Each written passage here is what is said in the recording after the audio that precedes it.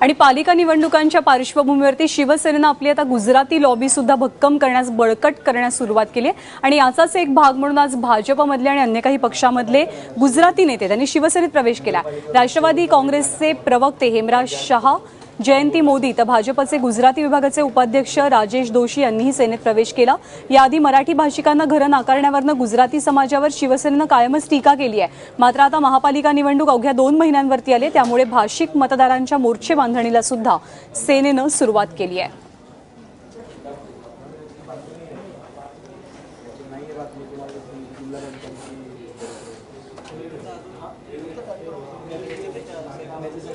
चांगला असेल, कारण मी काही अर्थतज्ञ नाही।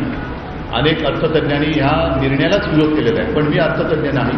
मी निर्णयाबद्दल काहीही बोललेलो नाही, परंतु मी तेव्हाच बोललो होतो की तुमचा हेतू चांगला असला तरी अंमलबजावणी अयोग्य आहे।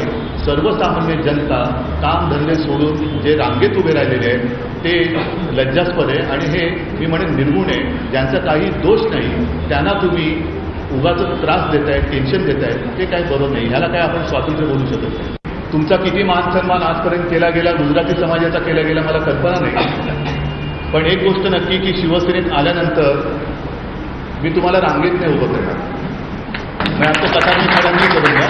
जो आज राष्ट्रीय कार्यक्रम बन गया है कि सब चलो लाइन लगाओ, सगळे जण लाइन लगाओ उभे, एक राष्ट्रीय प्रोग्राम बन गया हमारा।